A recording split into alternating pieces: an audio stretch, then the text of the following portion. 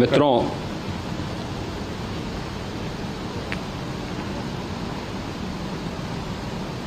महाकुंभ प्रयागराज का आज मौनी अमावस्या का मुख्य स्नान है और कल सायंकाल 7 बजे से ही काफ़ी बड़ी संख्या में श्रद्धालुजन प्रयागराज पहुंच करके स्नान भी कर रहे थे और काफ़ी बड़ी संख्या में श्रद्धालुजन ब्रह्म मुहूर्त का भी इंतजार कर रहे थे। एक दुर्भाग्यपूर्ण हादसा इसी दौरान अखाड़ा मार्ग पर संगम के तट पर हुआ, जिसमें 90 से ज़्यादा लोग गंभीर रूप से या सामान्य रूप से घायल हुए। यह हादसा भारी भीड़ के द्वारा अखाड़ा मार्ग के बैरिकेडिंग्स को तोड़ने और उसके बाद उससे कूद करके जाने के कारण वहाँ पर हुआ है, जिसमें 30 के आसपास लोगों की दुखद मृत्यु हुई है। 36 घायलों का प्रयागराज में उपचार चल रहा है। शेष घायलों को उनके परिवार के सदस्य लेकर के चले गए हैं। घटना दुखद है, मर्माहत करने वाला है।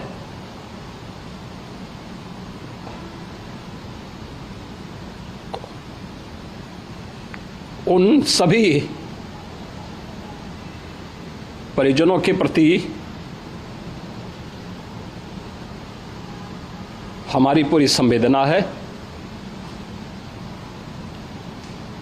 हम लोग रात्रि से ही लगातार प्रशासन के संपर्क में हैं। मेला प्राधिकरण, पुलिस प्रशासन, एनडीआरएफ, एसडीआरएफ,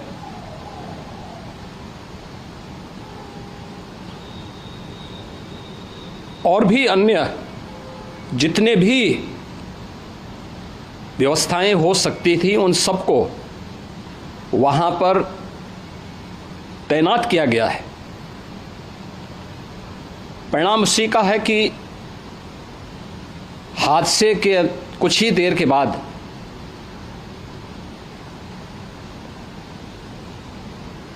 राहत कार्य को ग्रीन कॉरिडोर बना करके प्रशासन ने, पुलिस ने, एनडीआरएफ और एसडीआरएफ के स्वयंसेवकों ने सभी लोगों को हॉस्पिटल तक पहुंचाने का काम किया है। लेकिन दुर्भाग्य से इस दौरान ये मौतें हुई हैं।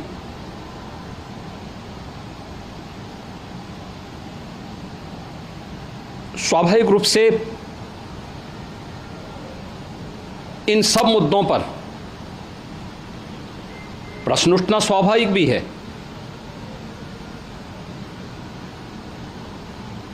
उपचार के बाद बहुत सारे लोग अपने परिवारजनों के साथ जा चुके हैं, उनके परिवार के लोग ले जा चुके हैं। जो बाकी बच्चे हैं उनका उपचार चल रहा है। उपचार के सारे इंतजाम वहाँ किए गए हैं।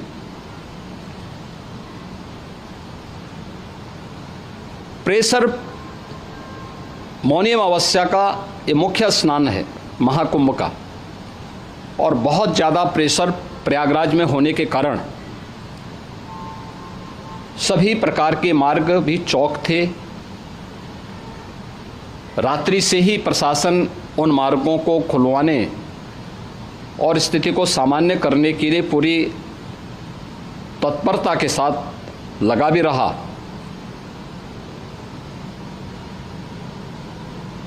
ये सभी घटनाओं के बाद, ये जो हादसा हुआ है, इस हादसा के बाद वहाँ पर अखाड़ों ने जो आज अमृत स्नान ब्रह्म मुहूर्त में 4 बजे से प्रारंभ होना था। मेला प्राधिकरण के अनुरोध पर उन्होंने स्थगित किया था। अपराह्न में अमृत स्नान प्रारंभ हुआ, जिसमें सभी अखाड़ों ने और अन्य जो सहयोगी संस्थाएं हैं उन लोगों ने इसमें भाग लिया। सभी पूज्य आचार्य महामंडलेश्वर भी इस अमृत स्नान में भागीदार बने। प्रयागराज में आज 8 करोड़ से अधिक लोगों का, श्रद्धालुओं का दबाव था। यद्यपि अगल बगल के जनपदों में मिर्ज़ापुर, भदोई, प्रतापगढ़, फतेहपुर, कौशाम्बी, इन सभी जनपदों में भी होर्डिंग एरिया बना करके काफ़ी बड़े पैमाने पर श्रद्धालुओं जनों को रोका गया था, जिन्हें अमृत स्नान संपन्न होने के बाद, जब सभी अखाड़े स्नान संपन्न कर चुके हैं, उसके बाद अब वहाँ से रिलीज किया गया है।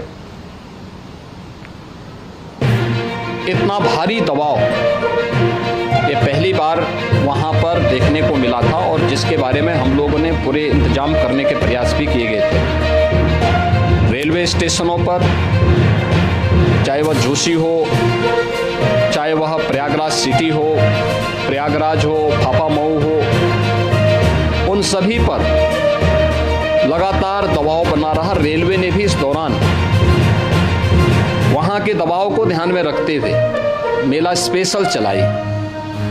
रूटीन और मेला स्पेशल को मिलाकर के लगभग 300 से अधिक ट्रेन रेलवे के द्वारा अब तक चलाई जा चुकी हैं, और जिससे श्रद्धालु जनों को उनके गंतव्य तक पहुंचाया जा सके। उत्तर प्रदेश परिवहन निगम ने भी अपनी 8000 से अधिक बसेज श्रद्धालु जनों को उनके गंतव्य तक पहुंचाने के लिए लगाया हुआ है, और जिससे उन सबको सुरक्षित उनके घरों तक पहुंचाया जा सके। दिन भर स्मूथली, बहुत ही सुगमता के साथ पूरा स्नान इसके बाद हुआ है, जिसमें पूज्य शंकराचार्य, आचार्य महामंडलेश्वर, वरिष्ठ संतजन और सभी अखाड़ों ने इसमें पूरा सहयोग भी किया और पूरे कार्यक्रम को सकुशल संपन्न करने में अपना योगदान भी दिया है। ये सभी घटनाएं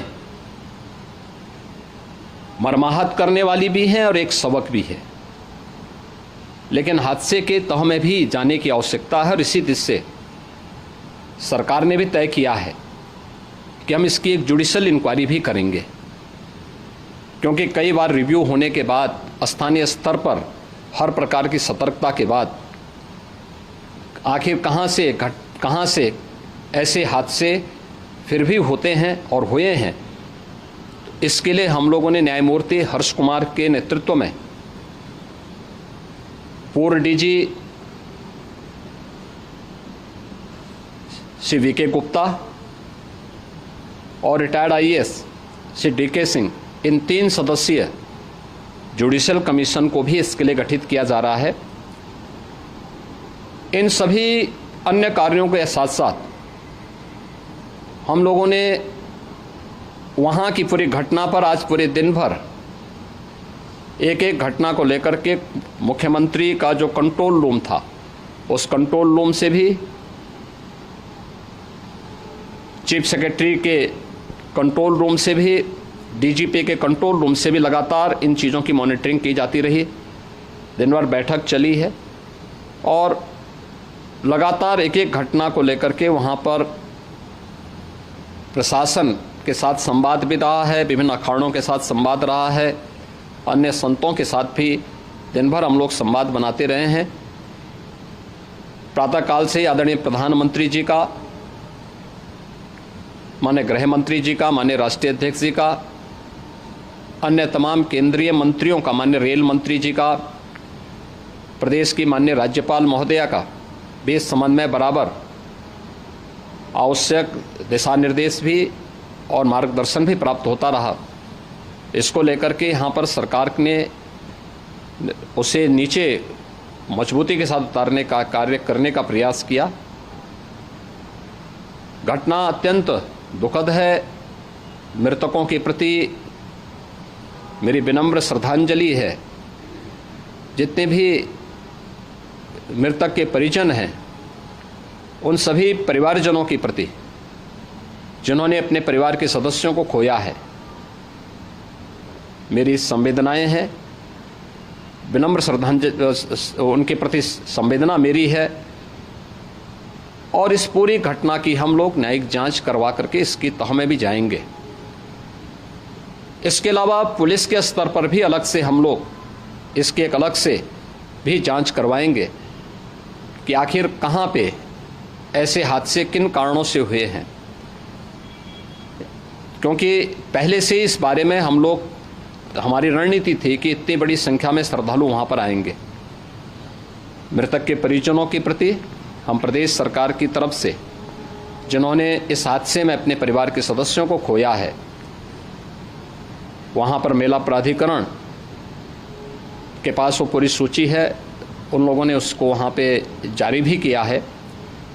मैं उन सब के प्रति अपनी संवेदना भी व्यक्त करता हूँ और परिवारजनों को हम प्रदेश सरकार की तरफ से 25-25 लाख रुपए की आर्थिक सहायता की घोषणा भी कर रहे हैं और न्यायिक आयोग इस पूरे मामले को देख करके एक समय सीमा के अंदर राज्य सरकार को अपनी रिपोर्ट देगा और इसमें आने वाले समय में या आने वाले स्नान के लिए भी हम और कैसे व्यवस्था को और सुदृढ़ किया जा सकता है, इसके बारे में भी कल मुख्य सचिव और डीजीपी स्वयं एक बार प्रयागराज जाकर के उन सभी मुद्दों को देखेंगे। आवश्यकता पड़ती है तो फिर इसमें, यद्यपि आज प्रदेश सरकार के तमाम वरिष्ठ अधिकारियों को हम लोगों ने अलग अलग स्थानों पर वहाँ लगाया गया था और वे सभी पूरी तत्परता के साथ, प्रमुख सचिव नगर विकास वहीं थे, पीडब्ल्यूडी के प्रमुख सचिव भी वहीं पे थे, पावर कॉरपोरेशन के चेयरमैन भी वहीं पे मौजूद थे, जिन एक एक मुद्दों पर वहाँ पर वे लोग लगातार निगाह रखे हुए थे। लेकिन दुर्भाग्यपूर्ण घटना और ये मर्माहत करने वाली घटना है। मैं सभी उन पुण्य आत्माओं के प्रति अपनी विनम्र श्रद्धांजलि भी अर्पित करता हूँ।